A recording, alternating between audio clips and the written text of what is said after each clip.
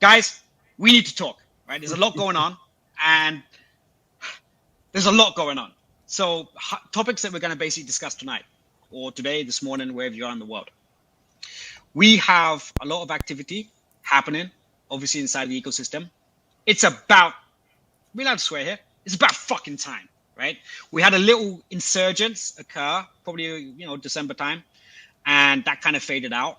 But now we have significant action from one of the main wallets, which has actually changed the entire landscape.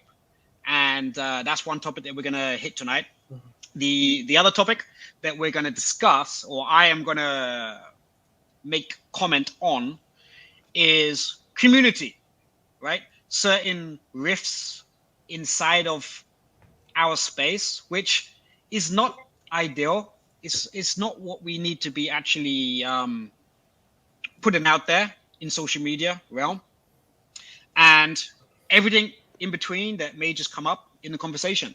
So honored to have both of my good friends here to support us to get through this conversation, to try to put the Hex, the PulseChain ecosystem back on the right track. That's our objective for this evening. Yep, absolutely.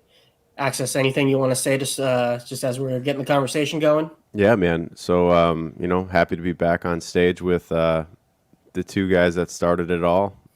Going back to get some. Let's go back and remember how this all started. It was actually the launch of Icosa from the icosahedron protocol that brought us together. Over a year and a half ago already. And we've seen a lot of crazy calls. We actually made some pretty good calls as a team here on Hedron and Icosa going into that launch. And I think pretty sure Hedron went on like a 30x run that time. Yep. And then again last year in the spring, Silver and I were getting together, and we saw this move happening on Hex, and I mean, wow! Like, what an amazing run! It was a 700. It's easily forgotten that Hex went and did a 700% move last Q1. Right. But I mean, it was pretty impressive, and so, I mean, here we are coming back together again, right on cue. This newest revelations from Richard Hart, what he's saying, what he's coming on with from this, basically defending all of DeFi, decentralized finance, kind of puts him in a unique position to put PulseChain and Hex front and center as the pinnacle application for decentralized finance. And I think that's an exciting topic, and I'm happy to be here. Absolutely. Yeah, so I think we can just launch. We just launch straight out with that one, right? So we get people, really engaged with this conversation.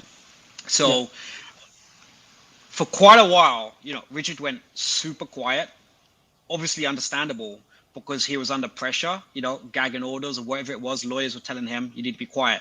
So that was really interesting to see how the price, you could just say the price chart, reacted to the absence of this entity, this person, this leader, this driving force inside the community. And I think it's fair to say a lot of people started to lose faith inside of the entire ecosystem. There's no denying it, right? Price chart is actually the truth of what reality was. And what was hyper interesting in literally like the last one day, the whole thing. I mean, even people say, oh, Silver's back, he's going to be talking bearish again. I was bearish for a very good reason, right? All of the fundamentals, sure, we know what the protocol is. We know the immutable code. We know the community. We know these are all very, very strong factors. But this actually is not enough during the time that we've just transitioned through.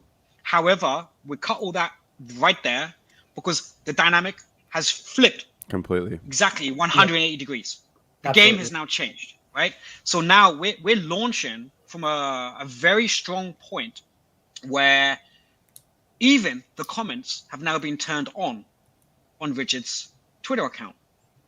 That is a very new feature that he has allowed comment to happen. He's now being very aggressive in his stance. So that automatically tells me this guy is 100% sure he's going to conquer and win the battle that he's about to take to the SEC, right? Otherwise, he would not have changed how he speaks, allowing comments, more interaction, and you can guarantee that more streams are probably going to follow as well imminently, saying, I have 11 lawyers, 11, not one, not two, not three, fucking 11 lawyers. And they're not going to be cheap lawyers. These guys are going to be the best of the best. These guys are going to onslaught the SEC. And I think the case, they have all the evidence that they need to fire back. And to be honest, I think the SEC are completely fucked. I think they got no way to get out of the situation because just the few tweets that he's done, the stance that he's doing, the game's now changed. Not even mentioning how the Sacrifice wallet has also introduced itself back into the market, which some people would deem as, this is potentially questionable, having that level of involvement, of capital involvement into its own coin. And obviously we don't even know who controls that wallet. Okay. From an SEC point of view, who controls that wallet is unknown. Okay. But cash has been injected into the market. Words have been put out into the market. Ripple effects are going across the market right now. And price is reacting. I think you said it is best. All that you have to know. I think you said it best yesterday when we were talking privately, that this is going to have like a ripple effect all across the entire cryptocurrency space. And it'll start there, and then it'll actually make its way out into TradFi. On any good news or resolution, you see the movement on the price charts in the hours, following that announcement, and the amount of force that he showed in that one tweet with the attached filing report for dismissal, and the amount of firepower that he's got behind him and who he has behind him is just like unprecedented when it comes to bringing the fight. Exactly. And he's coming from the stance of defending blockchains as free speech, so he doesn't really have to put himself in a position of defending himself at all. He's defending the technology, which makes his stance even more powerful. And I mean, he's backed by lawyers of the like who have defended Elon Musk successfully, and old people who were high up in the SEC. SEC previously. I think I read somewhere this guy was in there for 15 years, or it was in 2015, I think, is when he was working over there. And so these guys aren't chumps, and they know the law inside and out. And you got to remember, going back to the beginning of Hex, Richard had already considered a lot of these different things about how Hex fails the Howey test on all four legs, and he was very careful with his use of words and language, so he didn't fall into any of these pitfalls. And he's been on that train of thought since before Hex even launched. Yeah. So I think he's got his bases covered. That really famous interview he did with Eric Wall, where Eric Wall is like, this is the dumbest fucking thing I've ever heard of. Like, that, where that quote came from. A lot of clips started coming out. I don't remember when, a couple months ago, but it was all, I think it was when the SEC case dropped. It was all the language he was using was like directly addressing the things that were used as the arguments against him from the SEC. So like this whole plan, this whole unfolding seems to at least have been planned from the very beginning, like you said, before Hex even launched.